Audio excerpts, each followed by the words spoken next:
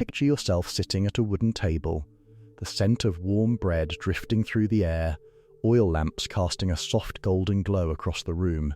You pour a cup of wine, tear a piece of flatbread, and think, just another ordinary evening. That is exactly what thousands of people in Pompeii believed on the night of August 24th, 79 AD. Archaeologists excavating the ruins of Pompeii uncovered something quietly heartbreaking: the remains of last meals frozen in time beneath meters of volcanic ash. In one home, a family had been eating walnuts, almonds, figs, and fish. In a bakery near the Forum, loaves of bread were still sitting in the oven. 81 carbonized loaves, perfectly round, scored across the top exactly the way bakers mark bread today. What makes this discovery so emotionally powerful is not what they were eating, but what they did not know. They did not know that every bite was one of their last. They had no reason to believe the day was anything other than normal. Mount Vesuvius had been quiet for centuries. To the people of Pompeii, it was simply a mountain. And here is the quiet philosophical weight of that moment. We, too, sit at our tables without knowing which meal will be our last ordinary one. We eat our breakfasts, scroll through our mornings, and move through our days assuming tomorrow will arrive, as it always has. The people of Pompeii remind us that ordinary moments carry an extraordinary kind of grace, simply because they exist at all. That bread still in the oven is not just archaeology. It is a whisper from history, asking us to be present at our own tables, right now, tonight. Suppose you notice the ground beneath your feet trembling softly, not violently, just a gentle shiver, the way a sleeping dog twitches in a dream. You might look around, shrug, and go back to your conversation. That is almost certainly what most people in Pompeii did in the days leading up to the eruption. The signs were there. They always are. In the days and weeks before Vesuvius erupted on August 24th, 79 AD, the region experienced a series of small earthquakes. Wells across the area began running dry. The water in certain springs turned warm and sulphurous. Animals in the surrounding countryside behaved strangely, as if listening to a sound no human ear could detect. 17 years earlier, in 62 AD, a devastating earthquake had already badly damaged Pompeii. Many buildings were still under repair when Vesuvius finally erupted. So when the trembling returned, people likely assumed it was just more of the same. Aftershocks, geological restlessness, the familiar rhythm of a region that had always sat on unstable ground. The Roman writer Pliny the Younger, who witnessed the eruption from across the Bay of Naples, recorded that the earth had been shaking for several days beforehand. Most people, he wrote, were not especially alarmed. Life continued. Shops opened. Merchants traded. Children played in the streets. And this is the profound lesson hiding inside the warning signs. The human mind is astonishingly good at normalizing the unusual. We adapt. We rationalize. We tell ourselves that what feels wrong is probably fine. Sometimes the ground really is just settling. And sometimes it is telling you to run. The tragedy of Pompeii is that no one could tell the difference, because nothing in their experience had ever taught them what a volcano truly meant. Imagine standing in your garden on a summer afternoon when, without any warning, the sky begins to rain small warm stones. Not painfully, not at first. They are light, almost soft, like someone tossing handfuls of grey popcorn from above. You hold one in your palm.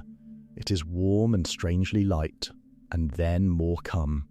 And then more still. This is what the people of Pompeii experienced in the early hours of the eruption. A rain of pumice, the porous volcanic rock ejected from Vesuvius as it began its catastrophic release. For several hours before the deadly pyroclastic flows arrived, a steady, thickening shower of pumice pelted the city. Rooftops groaned under the accumulating weight. Streets filled ankle-deep, then knee-deep, with grey and white stones. Pliny the Younger described watching from Misnum across the bay, as the volcanic column rose into the sky like an enormous umbrella pine, towering above the mountain and then spreading wide into the heavens. It was, he wrote, sometimes white, sometimes dark, sometimes spotted and irregular, depending on the force of the eruption at any given moment. For many Pompeians, this ember rain was their first conscious realization that something was catastrophically wrong. Some fled immediately, holding pillows and cushions over their heads to protect themselves from falling pumice. Others locked their doors and sheltered indoors, hoping the storm would pass. The philosophical weight of this moment is extraordinary. Two people, facing identical circumstances, making opposite choices, one to flee, one to stay, with no way of knowing which decision was the right one. Life so often places us in exactly that position. The information is incomplete, the danger is uncertain, and we must choose. The ember rain reminds us that survival sometimes favours not the strongest, but the most willing to trust their fear. Think about what it feels like to walk into a room where someone has just blown out 100 candles, that thick, close, smoky air that catches the back of your throat and makes your eyes water. Now multiply that sensation by everything you have ever imagined, and you begin to approach what the sky above Pompeii looked like on the afternoon of August 24th, 79 AD. The eruption column rising from Vesuvius reached an estimated 33 kilometers into the atmosphere, higher than most commercial aircraft fly today. It was not simply smoke. It was a churning, superheated tower of ash, gas, and pulverized rock, so massive that it blocked out the sun across an enormous stretch of southern Italy. Witnesses far from Pompeii reported that midday turned to total darkness. The ash cloud was not merely an atmospheric event. It was a slow, suffocating presence that began to descend upon everything below. Fine volcanic ash is not like the soft grey powder you find in a fireplace. It is abrasive, heavy when it accumulates, and devastating to the lungs when breathed in concentrated quantities. Buildings collapsed under the weight of combined pumice and ash deposits that eventually reached several meters deep across parts of the city. Pliny the Elder, commander of the Roman fleet and a man of extraordinary intellectual courage, sailed directly toward the eruption to both rescue survivors and observe the phenomenon scientifically. He never returned, and here is a thought worth sitting with quietly. Knowledge and courage are magnificent things, but even the most brilliant minds are not immune to forces larger than themselves. The ash cloud is a humbling reminder that nature does not negotiate. It does not make exceptions for the wise, the brave, or the beloved.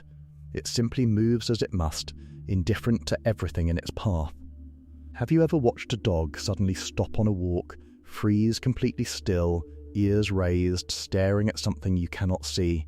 There is something ancient in that moment, a reminder that some creatures carry a kind of awareness we moderns have largely traded away for convenience and distraction.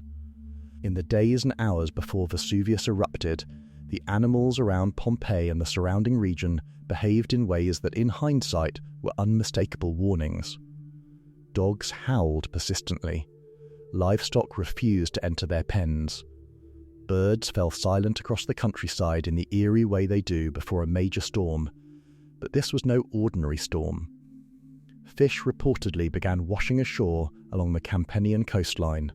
The instinctive systems of countless living creatures were screaming a message that human civilization, for all its sophistication, could not decode. Archaeologists working in Pompeii have uncovered heartbreaking evidence of animals who could not escape. The cast of a chained dog, preserved in volcanic ash, was found in the house of Orpheus, still in the posture of frantic struggle. Leash pulled taut, trying desperately to break free in its final moments. It is one of the most quietly devastating images to emerge from the excavations. Other animals were found at higher elevations within buildings, having apparently climbed instinctively toward what they sensed might be safety. Science now confirms what ancient peoples across many cultures long believed. Animals perceive infrasound, ground vibrations, and electromagnetic changes that precede geological events, often hours or days before humans register anything unusual. The philosophical ache of Pompeii's animals is this: they knew. Something within them registered the truth, and it was not enough to save them. But unlike the humans who rationalized away the warning signs, the animals at least responded honestly to what they felt. There is a quiet wisdom in that, even in tragedy. Close your eyes for just a moment and picture a warm Mediterranean morning. The kind where the light arrives softly, golden and horizontal, catching the dust motes drifting above a tiled floor. The city is just beginning to wake. A baker slides fresh loaves onto a wooden shelf. A child chases a cat through an alley. Somewhere nearby, a fountain splashes steadily against stone. This was Pompeii on the morning of August 24th, 79 AD. It was, by most historical accounts, an unremarkable morning. The sky was clear. The sea was blue. Vesuvius rose in the distance the way it always had, green and familiar, its slopes dotted with vineyards that produced some of the finest wine in the Roman world. The mountain was so much a part of the landscape that most Pompeians likely never thought of it as dangerous at all. The city was alive and busy. With a population of somewhere between 11,000 and 20,000 people, Pompeii was a prosperous commercial hub, full of taverns, workshops, temples, theatres and bathhouses. It was a city that worked. A city that celebrated. A city that had no reason, on this particular morning, to imagine it would not simply continue being itself. Excavations have revealed a city caught entirely mid-motion. Coins mid-transaction. Doors mid-opening. Food mid-preparation. The morning calm of August 24th is preserved in the archaeological record like an insect, in amber, complete, detailed, and achingly ordinary. And perhaps that is the deepest gift Pompeii offers us across 20 centuries of silence. It shows us a morning that looked exactly like our own. It reminds us that what we call ordinary life, this routine, this noise, this beautiful mundane continuity, is not something to endure until something more significant arrives. The morning itself is the significant thing.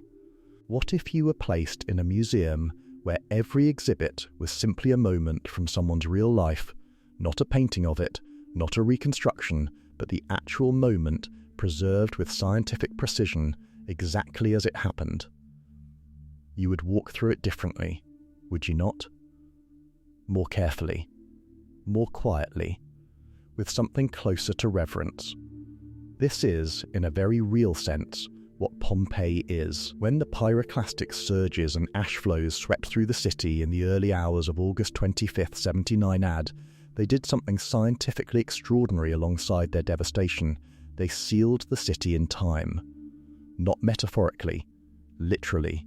The volcanic material encased organic matter, bodies, food, furniture, wooden beams, garden plants, in a hermetic layer that prevented decay and preserved the details of daily life with astonishing fidelity. The famous plaster casts of Pompeii were developed in the 19th century by archaeologist Giuseppe Fiorelli, who recognized that hollow cavities in the hardened ash were the impressions left by decomposed organic matter. By injecting liquid plaster into these voids, his team produced extraordinarily detailed three-dimensional forms of the victims. Their clothing, their expressions, their final postures preserved with haunting accuracy. A woman shielding her face with her hands. A man lying on his back, one arm raised as if to ward something off.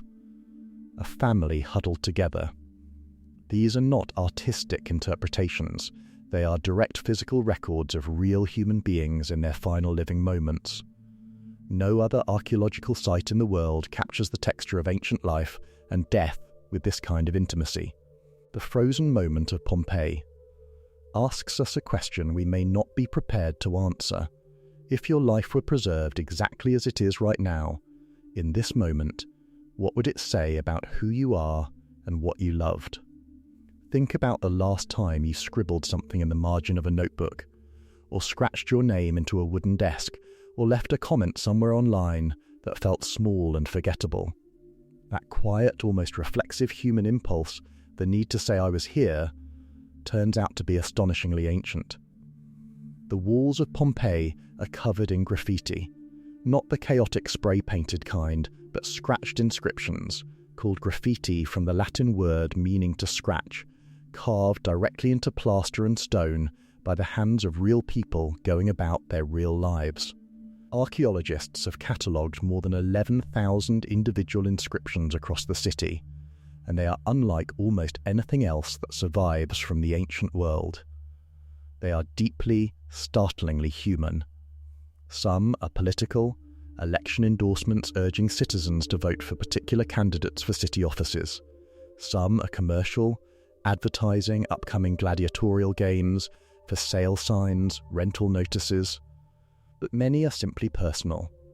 Love declarations, insults between neighbours, boasts, jokes. Someone scratched the words "Satura was here" onto a wall near the Forum. Someone else wrote, in blunt Latin, that a particular innkeeper watered down his wine. One inscription reads, "I am amazed, O wall, that you have not fallen in ruins, since you support the tedious writings of so many scribblers." Remarkably, this was also found scratched onto a wall in Pompeii, a 2,000-year-old complaint about too much graffiti, written as graffiti. The philosophical joy of these inscriptions is boundless. They remind us that the human desire for expression, connection, and humour has not changed in 20 centuries. The people of Pompeii were not remote historical figures. They were people who complained, flirted, boasted, and joked, people who, in short, were very much like us. Imagine coming home one evening and deciding, for reasons that feel urgent and instinctive, to hide your most valuable possessions, your savings, your jewellery, the small gold bracelet your mother left you, somewhere safe inside your house. You tell yourself you will retrieve them soon.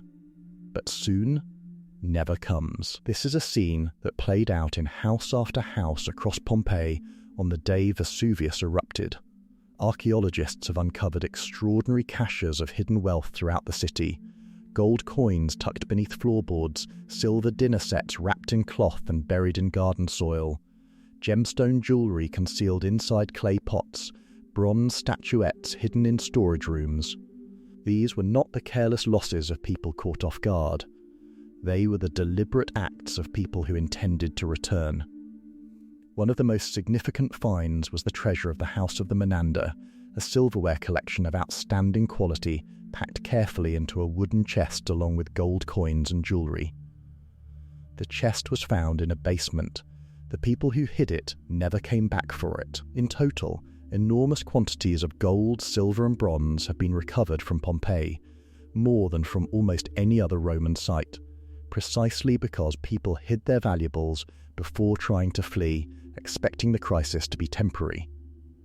The most poignant detail is not the value of what was found. It is the hopefulness encoded in the act of hiding. You only hide something you plan to return for. You only protect something you believe in a future where you will need it again. Hidden wealth is, in the end, hidden hope, frozen beneath the ash of a catastrophe that never gave those hopeful people the chance to come back home. There is a kind of human experience that transcends every era, every language, every century, the experience of missing someone, of carrying their name in your chest like a warm stone, of wanting, simply and completely, to be near them. Among the most emotionally resonant discoveries in Pompeii are the fragments of personal correspondence, letters, notes, and wax tablets that survived the eruption and speak, in quiet voices, of intimacy, longing, and daily affection.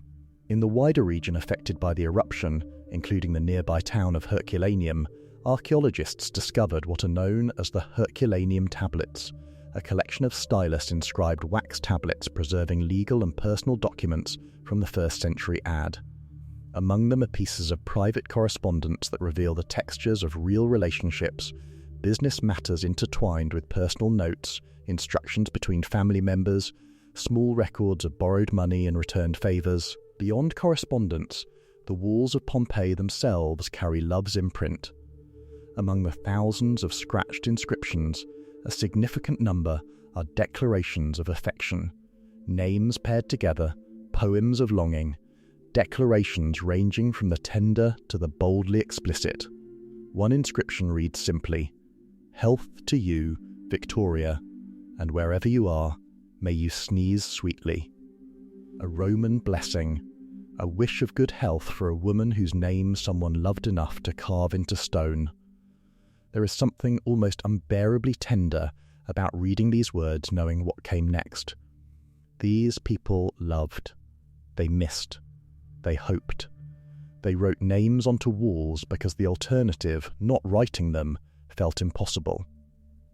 Pompeii reminds us that love is not a modern invention. It is perhaps the oldest and most persistent thing about us, more durable than marble, more lasting than empire, and more human than anything else we have ever built. Have you ever felt the floor of a building vibrate as a heavy truck rolls past outside? That low, almost subliminal shudder that you feel more in your chest than hear with your ears? Now hold that sensation in your mind and imagine it does not stop. Imagine it slowly, irregularly, continues for days. In the weeks before the eruption of Vesuvius on August 24th, 79 AD, the Campanian region experienced an intensifying sequence of seismic activity, small earthquakes, ground tremors, and the deep subterranean groaning of a geological system under extraordinary pressure. The magma chamber beneath Vesuvius was building toward a catastrophic release, and the earth above it was registering the strain. The Campanian region had geological history. The earthquake of 62 AD, 17 years earlier, had been severe enough to damage major structures across Pompeii and the surrounding cities. Repairs were still ongoing when Vesuvius erupted, so when tremors returned, many residents likely interpreted them through the lens of that earlier experience, an earthquake, unpleasant and costly, but survivable. This cognitive framing, I have seen this before and I survived it, is one of the most dangerous patterns in human thinking during emergencies. It causes us to underestimate genuinely novel threats by comparing them to familiar, lesser ones. Scientists call this normalcy bias. The trembling ground of Pompeii was not the familiar earthquake of 62 AD restaged. It was something the living world of southern Italy had never experienced in recorded memory, and the inhabitants had no framework for understanding what it truly meant. This is the trembling ground's philosophical lesson. Past experience is valuable, but it can also become a cage, a set of expectations that prevents us from seeing clearly when reality is presenting us with something entirely new. Step into a busy street in any city, the smell hits you first.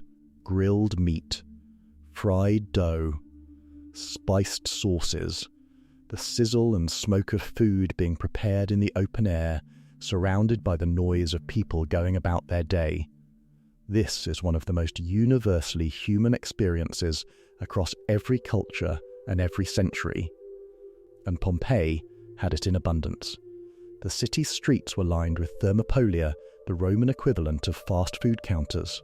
These were stone-built establishments with large terracotta vessels, called dolia, embedded directly into L-shaped masonry counters.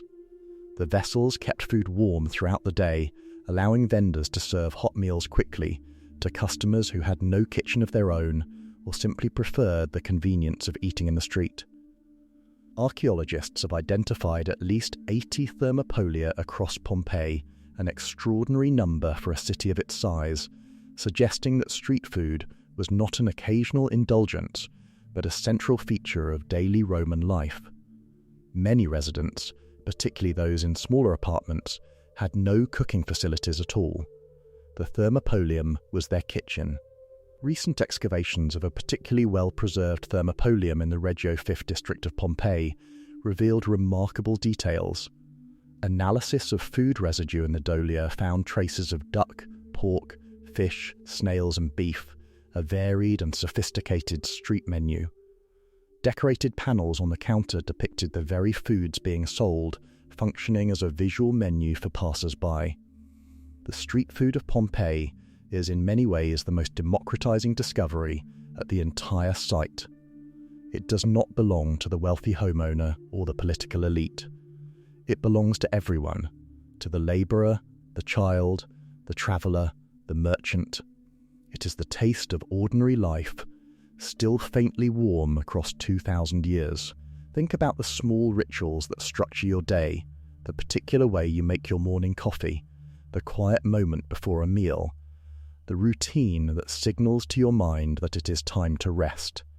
These small ceremonies are not trivial. They are the architecture of meaning in an ordinary life. For the people of Pompeii, ritual permeated everything, from the grandest public ceremony to the most intimate domestic moment. Every Roman home contained a lararium, a small household shrine, typically a niche in a wall or a miniature architectural structure painted with sacred imagery. These shrines were dedicated to the lares, the protective spirits of the household, and to the genius, the divine spirit of the paterfamilias, the male head of the family.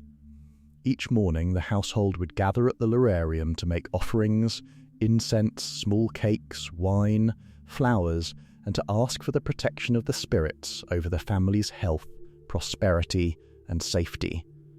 Pompeii's excavations have uncovered beautifully painted lararia in homes across every social stratum, from wealthy merchants' villas to modest working-class dwellings. The imagery is consistent: two lares dancing with drinking horns, the genius figure making an offering, often accompanied by a serpent, the ancient symbol of protective household spirits. On a civic scale, the city maintained temples to Jupiter, Venus, Pompeii's patron deity, Apollo, Isis, and the imperial cult. Public sacrifices, processions, and festivals punctuated the Roman calendar with regular moments of communal sacred observance.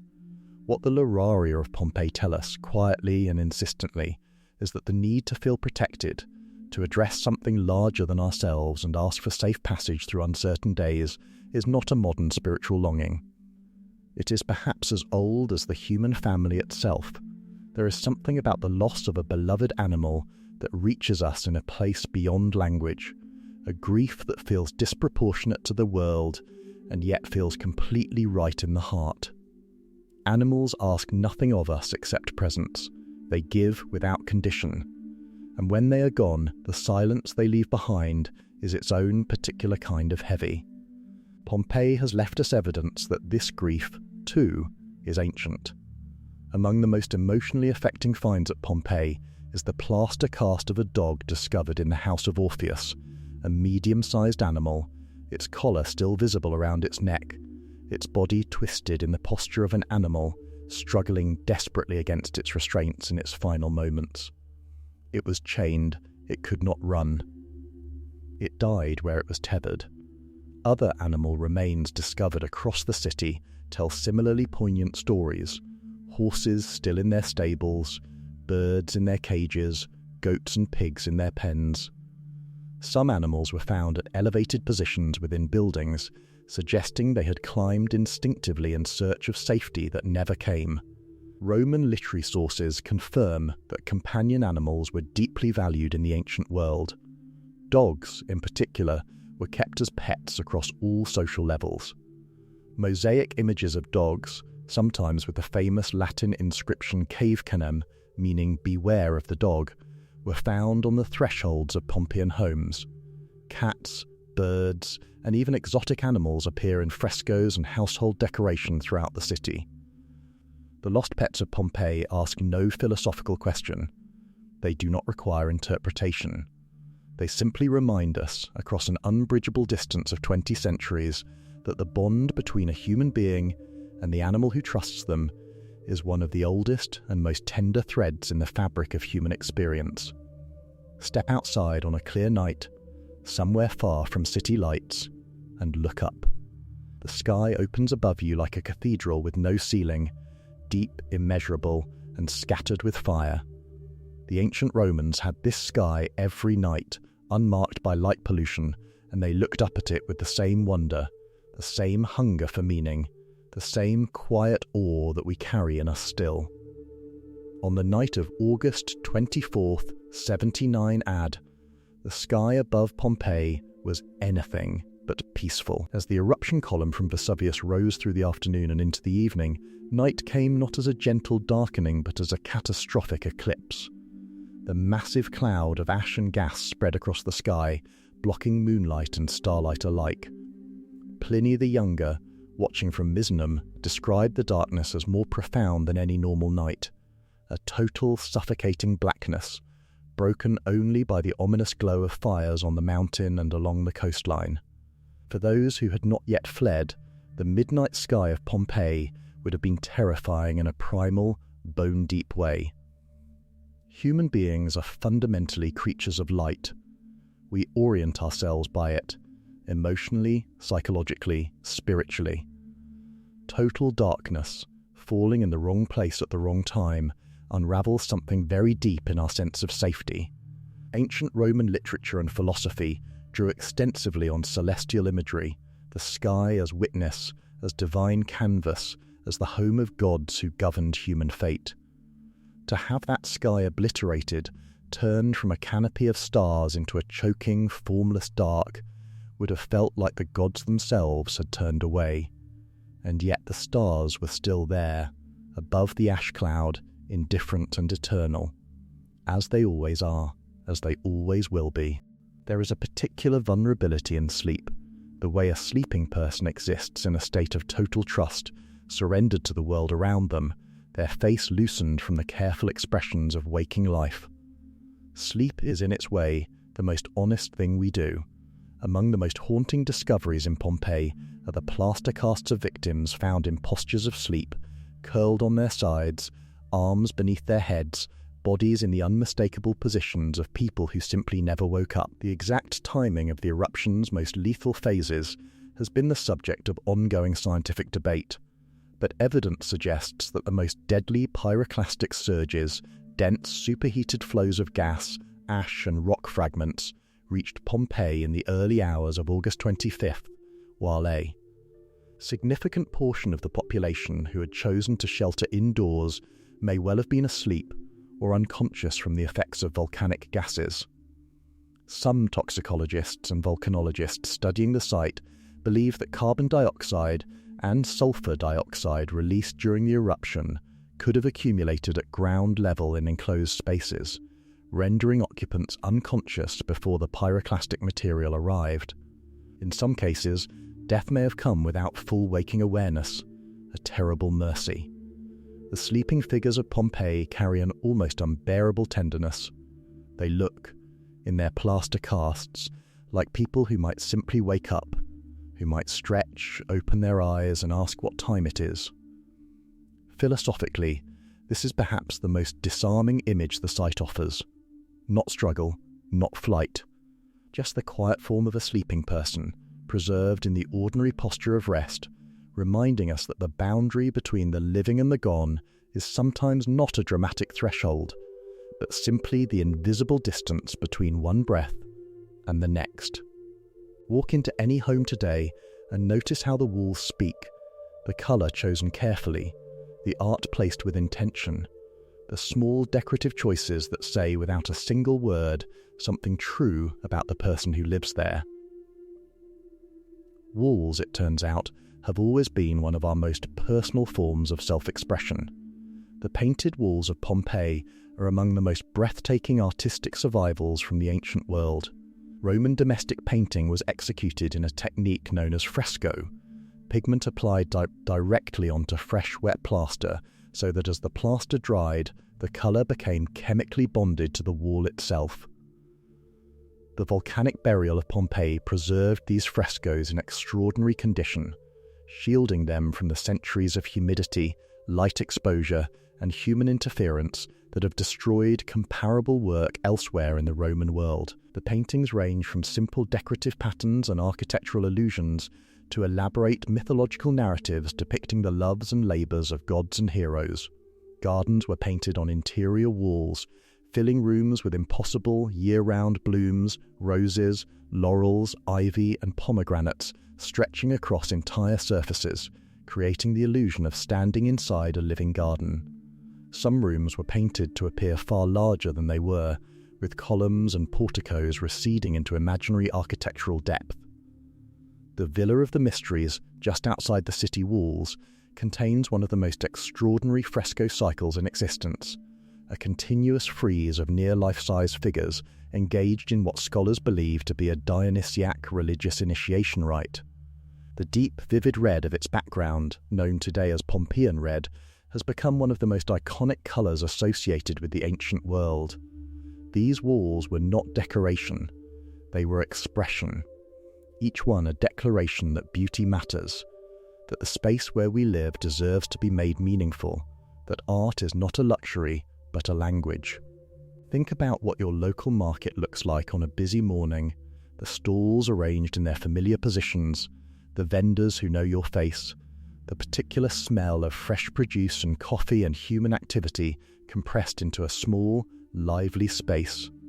Markets are not just places of commerce, they are the social centres of a community's daily life, the place where a city takes its own pulse. In Pompeii, the Forum served as the city's central commercial and civic hub, and its markets operated on a well-organised schedule integrated into the rhythms of Roman daily life. The Roman day was divided into 12 hours of daylight, meaning the actual length of an hour changed with the seasons, longer in summer and shorter in winter. Commerce typically began at dawn and was most active through the early morning hours. The Forum Macellum, Pompeii's main covered food market, was a substantial building arranged around a central courtyard with a circular tholos structure in the middle, likely used for the sale of fish. Stalls around the perimeter sold meat, produce, and imported goods. Archaeological evidence from Pompeii reveals a sophisticated commercial ecosystem. Weights and measures were standardized and overseen by civic magistrates. Price controls operated on essential goods. A thriving economy of small workshops, metal workers, tanners, fullers, bakers, glassblowers surrounded the commercial centre, feeding goods into the market network. On the morning of the eruption, the market would have been in full operation. The evidence is there in the archaeological record. Vendors mid-transaction, coins scattered across counters, scales left in position. The market of Pompeii is a reminder that commerce is not merely economic. It is communal.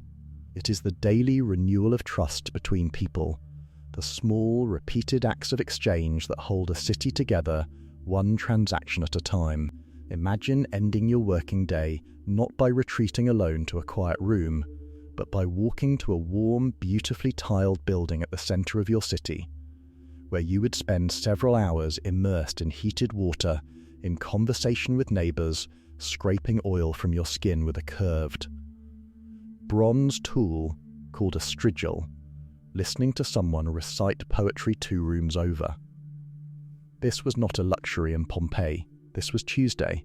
The Roman bathhouse, the thermae or balneae, was one of the defining institutions of Roman civilization, and Pompeii boasted multiple public bath complexes serving its population. The Forum baths, the Stabian baths, one of the oldest surviving bath complexes in the Roman world, and the Central baths, still under construction when Vesuvius erupted, all survive in various states of preservation at Pompeii. Together they reveal the extraordinary sophistication of Roman bathing culture. The typical bathing sequence moved through a series of rooms of increasing temperature, the apoditerium or changing room, the frigidarium or cold room, the tepidarium, the warm room, and the caldarium, the hot room, heated from below by a hypocaust system in which hot air circulated beneath. Raised tile floors. Some facilities also offered a laconicum, a dry steam room comparable to a modern sauna. Beneath the elegant mosaics and stucco decoration, the engineering was remarkable, a system of furnaces, hollow walls, and raised floors that distributed heat evenly through an entire complex, maintained by slaves who worked continuously in the hypocaust chambers below. The Roman baths were democratic in a way many Roman institutions were not, open to men and women, to citizens and freedmen, to the wealthy and the modest. In the bathhouse, everyone was warm, everyone was human. Everyone, momentarily, was equal. Picture yourself standing at a busy harbour, the creak of wooden hulls, the snap of canvas, the calls of sailors and dock workers echoing across the water, the smell of salt and fish and tar. Harbours have always been the places where the world arrives, where distant things become near, where the strange becomes available, where a city discovers what it is connected to. Pompeii was a city deeply connected to the sea. Though Pompeii itself sat several kilometres inland from the Bay of Naples, it was closely linked to the Roman port of Puteoli, one of the busiest harbours in the ancient Mediterranean world, as well as to the smaller local port at the mouth of the Sarno River, which served the city's own. Commercial traffic directly. The Sarno River, now dramatically silted and diminished, was in ancient times navigable by small cargo vessels that carried goods directly to and from Pompeii's warehouses. The contents of Pompeii's shops and homes reflect this maritime connectivity with extraordinary vividness. Garum, the fermented fish sauce ubiquitous in Roman cooking, was produced locally and exported across the Roman world in distinctive Campanian amphorae.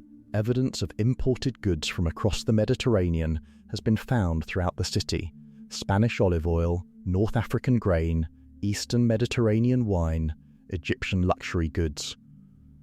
A warehouse district near the harbour gate of Pompeii contained amphorae stacked for storage and transit, the containers of a commercial network that stretched from Britain to the Black Sea. The merchant ships of Pompeii's world remind us that no thriving community is truly self-contained. Every city is a node in a larger web of human exchange, sustained not just by what it produces, but by what it receives, what it trades, and what it dares to reach for across the open water. Picture yourself waking before sunrise, the air still cool and dark, pulling on your clothes and stepping out into quiet streets that smell of damp stone and wood smoke. You are not heading to work just yet. You are heading, as you do every single morning, to the bakery around the corner, because in your world, bread is not something you keep in a cupboard. It is something you collect, warm and fresh, every day. This was the morning rhythm of an enormous portion of Pompeii's population on the last day the city would ever know. Pompeii had at least 33 bakeries, known as pistrina, identified across the archaeological site, an extraordinary number for a city of its size. These were not simply shops.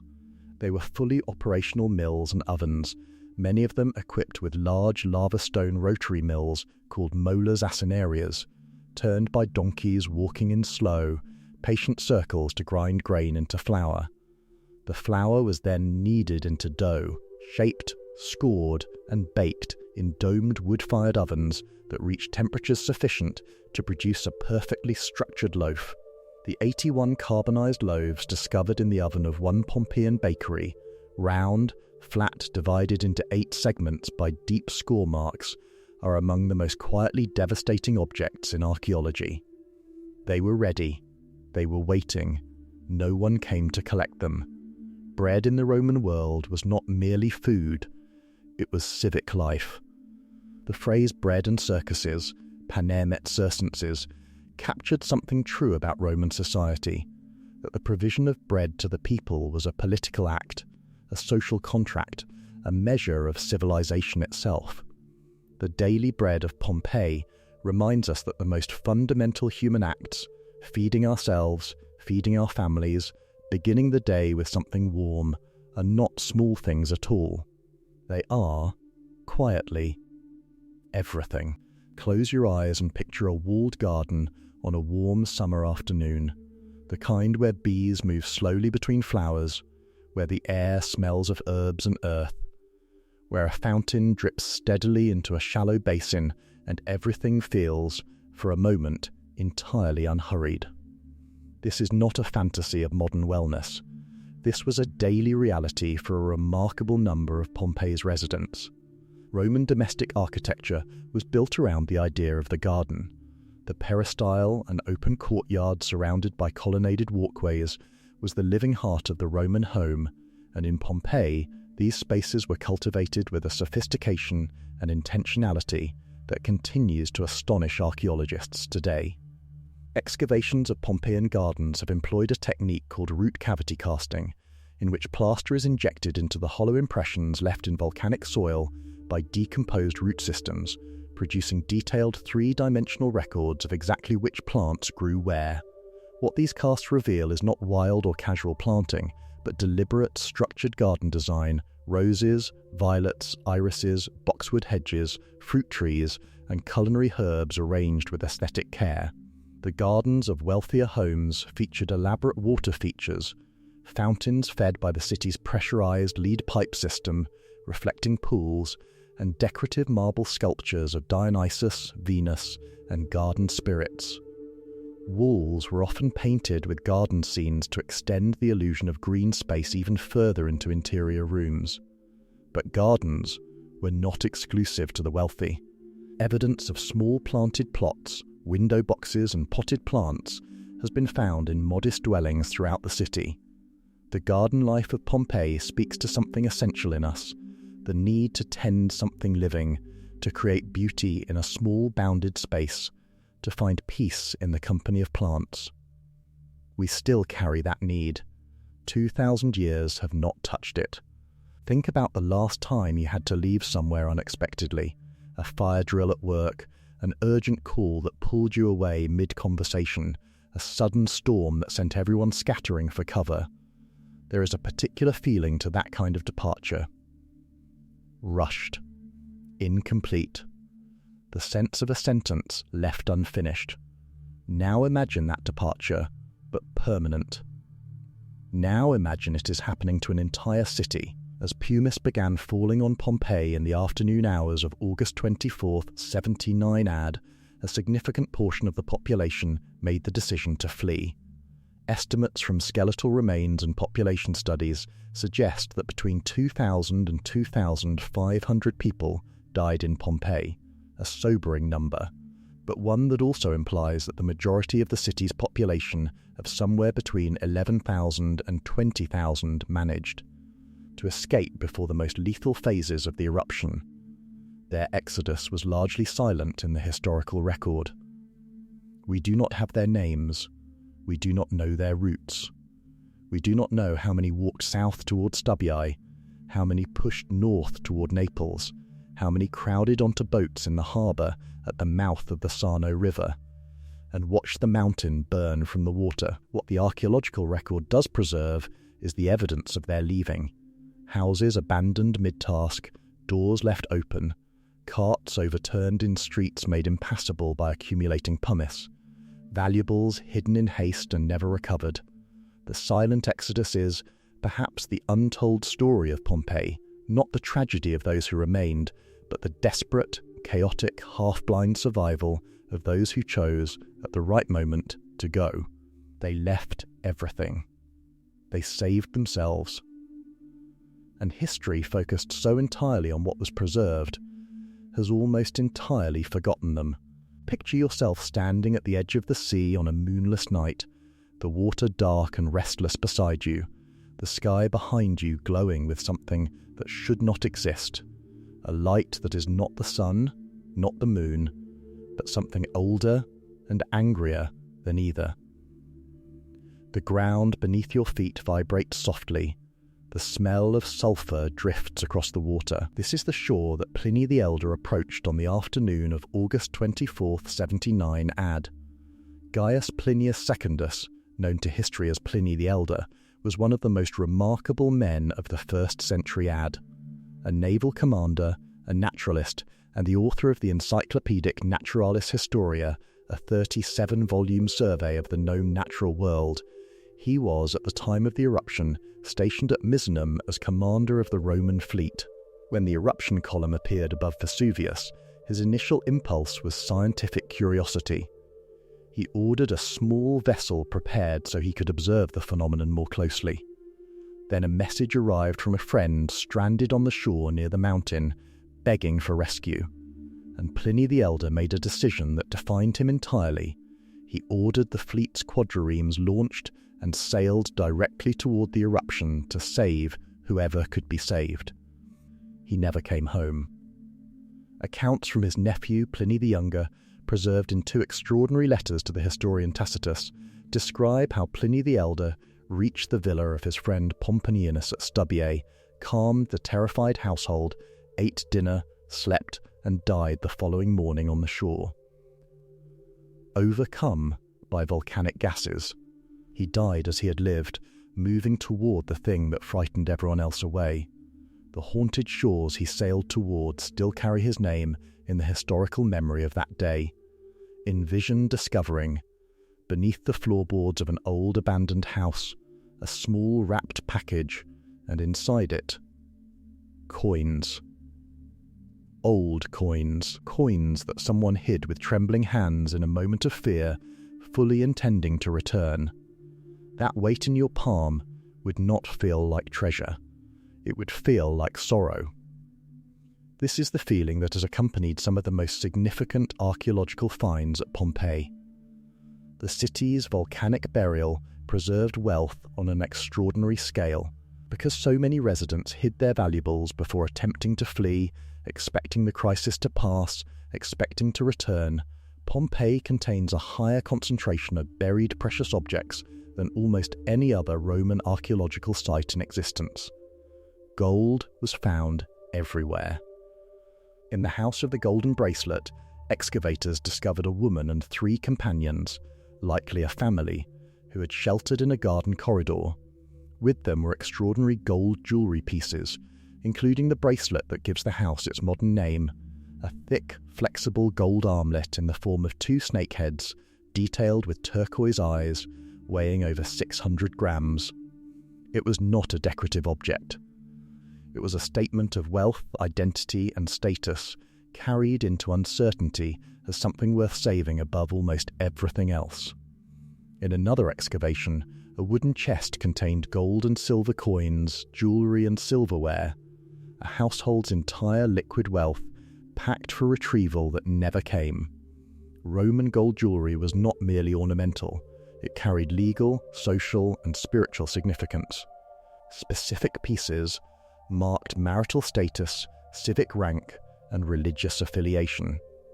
The buried gold of Pompeii is not a treasure story. It is a trust story. A story about people who believed in a future secure enough to hide something precious and return for it. That faith, frozen in ash, is the most valuable thing they left behind.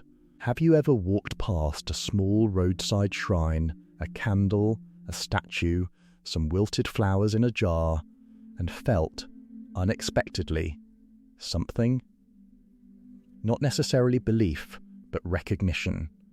The acknowledgement of a human impulse so old and so persistent that it has survived every philosophical revolution the world has ever attempted. Pompeii was a city alive with gods, not in an abstract institutional way, but in an intimate, daily, thoroughly domestic way. The gods of Pompeii were everywhere, painted on street corners, carved above doorways, honoured in household shrines, invoked before meals, consulted before journeys, and thanked after safe returns. The divine and the ordinary were not separated in the Roman mind. They were woven together, inseparably, in the fabric of everyday life. The city's temples honoured an impressive pantheon. The Temple of Jupiter, flanked by temples to Juno and Minerva, dominated the northern end of the forum in the traditional Capitoline triad.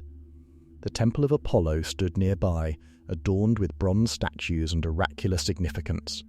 The Temple of Venus, Pompeii's own patron goddess, occupied a commanding position overlooking the sea, and the Temple of Isis, representing the imported Egyptian cult that had spread powerfully through the Roman world, was one of the best preserved sacred structures to survive the eruption.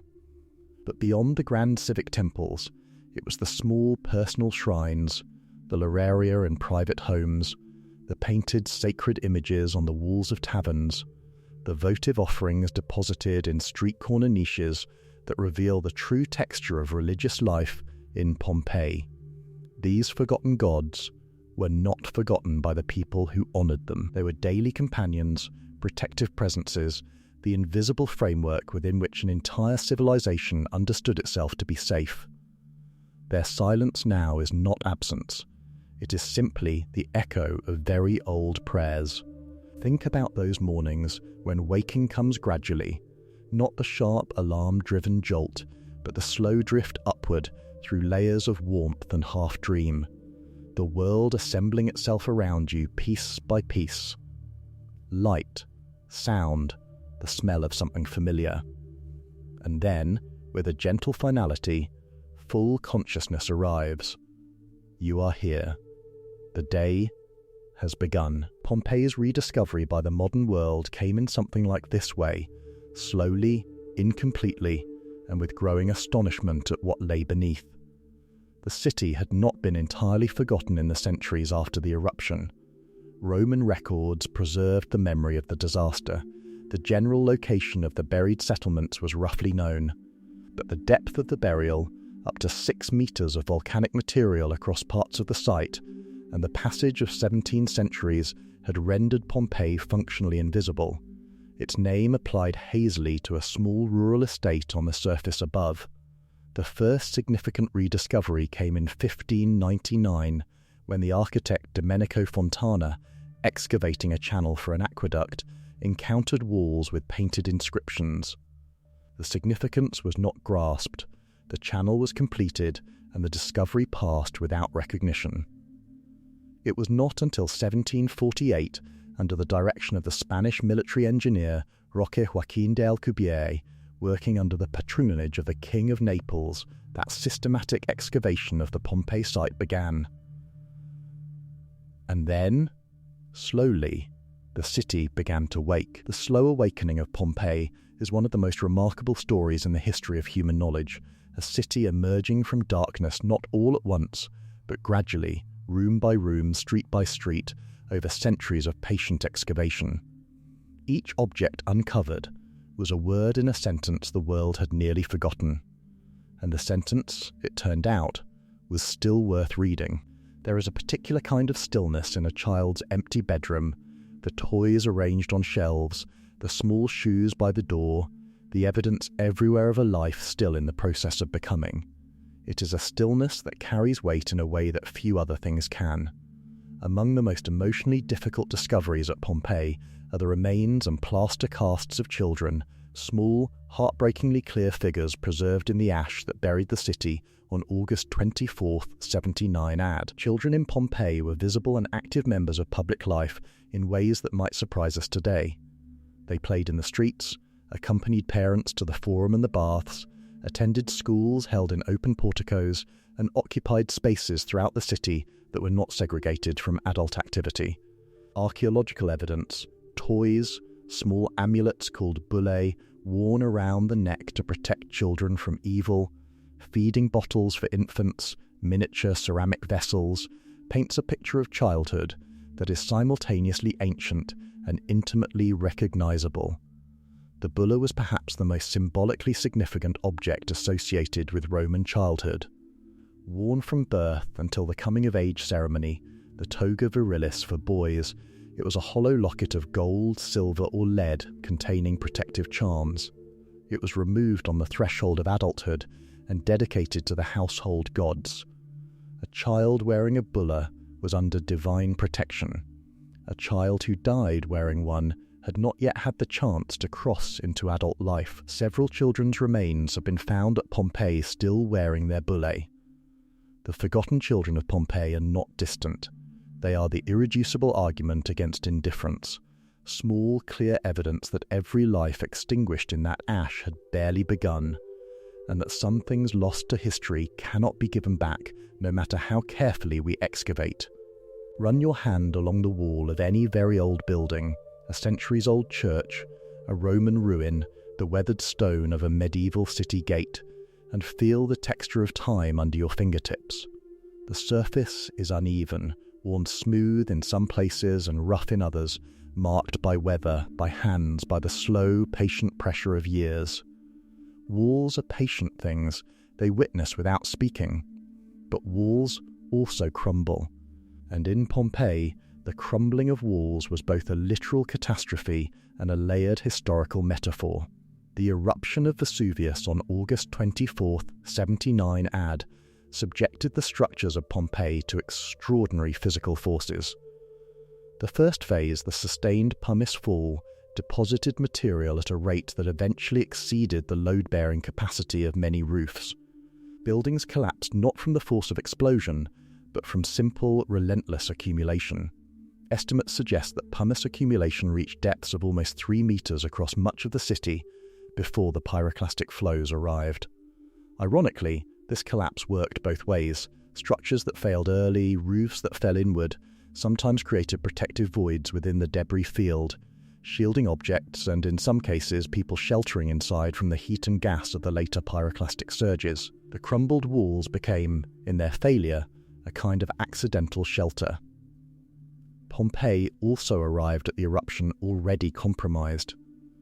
The earthquake of 62 AD, 17 years earlier, had damaged significant portions of the city's building stock. Many structures were still under repair in 79 AD, their walls reinforced with new masonry that mixed seamlessly with the old. The crumbling walls of Pompeii are a record of forces beyond human control meeting human structures built in confidence and optimism. They are ruins, yes, but they are ruins that held, and in holding, they preserved a world. Imagine uncovering, beneath years of accumulated dust and debris in an old attic, a painting of such startling quality and colour that it stops you where you stand. Not a copy, not a reproduction, the original, preserved by accident, more vivid than anything you expected to find. This is a pale shadow of what archaeologists experienced when Pompeii's frescoes began emerging from the volcanic ash in the 18th and 19th centuries. The artistic legacy of Pompeii is, by any measure, extraordinary. The city preserves the largest and most intact body of Roman painting in existence. Elsewhere in the Roman world, the fragility of plaster, the ravages of weather, and the recycling of building materials have stripped almost all domestic painting from the archaeological record. In Pompeii, the volcanic burial that destroyed the city simultaneously created the perfect conditions for preservation, sealing frescoes from air, moisture, and human interference for nearly 17 centuries. Roman art historians have classified the Pompeian wall painting tradition into 4 stylistic phases, each reflecting the evolving tastes and artistic ambitions of successive generations. The earliest styles imitated marble panelling. Later styles expanded into elaborate architectural illusions, painted columns, porticos, and vistas that opened the walls of a room onto imaginary landscapes. The most developed styles incorporated intricate mythological narratives, still life compositions, and intimate portrait-scale figures of extraordinary psychological depth. The colours alone are remarkable. Deep reds made from cinnabar and iron oxide, rich yellows, brilliant blues made from a manufactured pigment known as Egyptian blue, and the famous Pompeian red that still carries its origin in its name. Buried beauty is not a contradiction. It is, in Pompeii's case, a covenant, the city's way of holding its art in trust for a future it could not have imagined, and offering it forward, still vivid, still alive, across 20 centuries of silence. Say your name aloud right now, just quietly, to yourself. Notice how it exists in the air for a moment and then dissolves. Now consider that somewhere, carved into a wall or scratched onto a clay tablet or painted in bright letters on a street corner in Pompeii. The names of real people still exist, pressed into stone and plaster, waiting to be read. 2,000 years have not erased them. Pompeii is, among many other things, one of the richest single sources of Latin personal names in the ancient world. The city's 11,000-plus graffiti inscriptions, its electoral programmata, the painted political endorsements that covered entire stretches of Pompeian street facades, its commercial signage, its tombstone epitaphs, and its legal documents together preserve a census of real individuals. unlike anything available from the ancient world outside of Egypt's papyrus records. The names are vivid in their variety. Roman citizens bore the tria nomina, 3 names denoting family and personal identity. Freed slaves adopted the family name of their former owners, creating a visible record of social mobility in the naming record. Graffiti writers signed their work with single cognomina, personal nicknames that carry personality and immediacy across the centuries. Veracundus, Saturninus, Amarantus, Prima, Fortunata, Felix. Some names recur frequently across multiple inscriptions, merchants well known enough to be referenced by customers and rivals. Others appear only once, a single scratch in a single wall, a name preserved by chance in a city preserved by catastrophe. Among the most moving discoveries are the epitaphs from the tombs lining Pompeii's roads, brief, formal, and deeply human. A father records his daughter's age, a wife records her husband's years of service. A freedman records his own liberation. Forgotten names are never entirely forgotten. They are simply waiting for someone to say them out loud again. Think about what a city looks like at 4 a.m, the streets empty, the lights few and far between, the whole organism of it breathing slowly in something close to rest. There is a quality to a sleeping city that feels almost sacred. All its noise, its argument, its commerce and anxiety are temporarily suspended.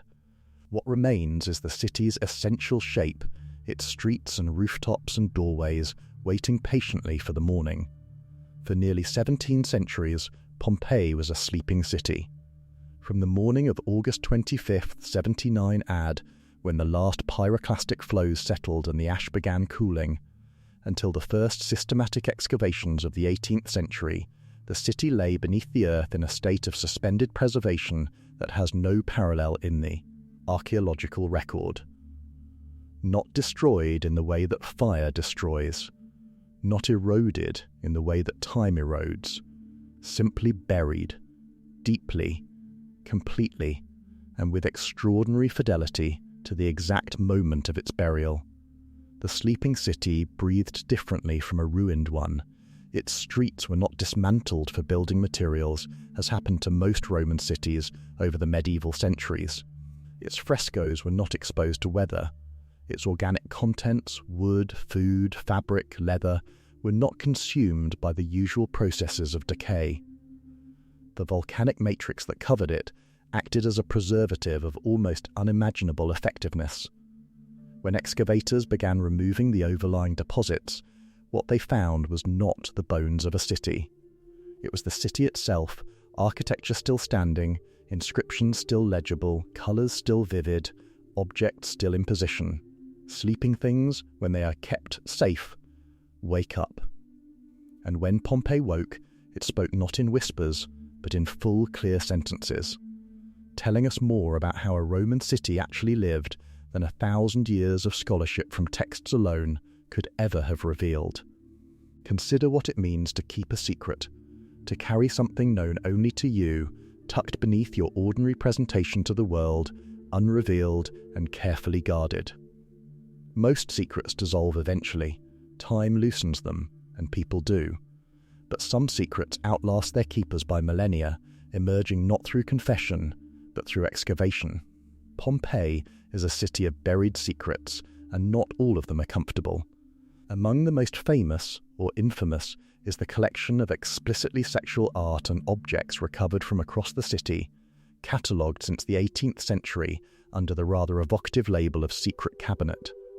When Pompeii's excavators began recovering erotic frescoes, sculptures and objects from homes, taverns and bathhouses, the material so thoroughly contradicted the period's assumptions about ancient Rome as a morally straightforward civilization that it was literally locked away. For nearly 2 centuries, the Gabinetto Segreto, the secret cabinet of the Naples National Archaeological Museum, was accessible only to scholars of mature intelligence and attested morality. It is now open to all visitors and recognized as invaluable evidence of how Romans understood sexuality, fertility, and the protective power attributed to explicit imagery. Beyond the erotic, Pompeii holds other kinds of buried secrets. Evidence of lead in the city's water supply, introduced through its extensive pipe network, suggests the kind of chronic low-level environmental exposure that modern toxicology regards with concern. Skeletal analysis of victims reveals evidence of physical labour, nutritional stress, and disease invisible from surface-level accounts of Roman prosperity. The buried secrets of Pompeii are not scandals. They are correctives, adjustments to the overly simple stories we tell ourselves about the past. They remind us that every civilization has its private rooms, its inconvenient truths, its gap between the public face and the private reality. As of course does every person. There is a kind of darkness that goes beyond the mere absence of light. The darkness that accumulates in the mind during a long, sleepless night when something has gone terribly wrong, when the normal rhythm of the world has broken down, and the morning that usually arrives with such dependable. Kindness suddenly feels uncertain. That darkness is not just visual. It is psychological, total, and deeply disorienting. For the people of Pompeii and the surrounding region on the night of August 24th through 25th, 79 AD, this was not metaphor. It was the literal condition of their world. The massive eruption column rising from Vesuvius spread volcanic ash across the sky in a cloud so dense that it extinguished daylight across a wide region. By afternoon on August 24th, Pompeii was already in semi-darkness, the sun reduced to a dim, sulphurous glow through the thickening atmosphere. By evening, the darkness was total. It would not lift. Pliny the Younger, watching from Misenum across the bay, describes something that has stayed in the historical record like a cold hand on the shoulder, a darkness unlike any ordinary night, a darkness so complete that people could not see their own hands held before their faces, a darkness accompanied by the sounds of screaming, crying, and the constant percussive fall of pumice and ash. In Roman cosmology, the sun was not merely a physical object. It was a divine presence, Sol Invictus, the unconquered sun, whose daily journey was a promise of order renewed. When the sun disappeared, it was not simply dark. It was cosmologically wrong. It felt, to many who experienced it, like the end of the world. Sometimes, for some people, it was. The endless night of Pompeii is a reminder that light, real, physical, morning light, is something that should be welcomed every single day with a measure of gratitude. There is a phrase carved onto Roman tombstones so frequently, so simply, that it has come to feel like the most honest thing the ancient world ever said about death. Non fi fi, non sum, non curo. I was not, I was, I am not, I do not care. It is not resignation. It is a kind of peace, a philosophical settling into the nature of things, an acceptance so complete it almost sounds like rest. The dead of Pompeii have rested for nearly 20 centuries now. The human remains found at Pompeii represent one of the most studied populations in the history of bioarchaeology. Skeletal analysis has revealed extraordinary details about the lives of the people who died, their ages, their health histories, their occupations, their diets, their social status, and, in some cases, their final moments. The plaster casts, first developed by Giuseppe Fiorelli in the 1860s, transformed the remains of these individuals into something unprecedented in archaeology. Three-dimensional human forms, preserved in their precise final positions, wearing their clothing, carrying their possessions. Their faces still shaped by the last expression they ever made. There are around 130 surviving casts. They include people of every age and social class, elderly individuals, young adults, children, enslaved people, and free citizens. Some died alone. Some died in groups, sheltering together. A few were found in apparent embrace. What the eternal rest of Pompeii's dead offers us is not morbidity. It is intimacy, the rare, quiet gift of being close to people from a vanished world, close enough to see the shape of a shoulder, the bend of a knee, the turn of a head. They have rested long enough to have become, in some profound sense, not strangers. They are, across all those centuries of silence, recognizably, unmistakably, entirely human. Just like us.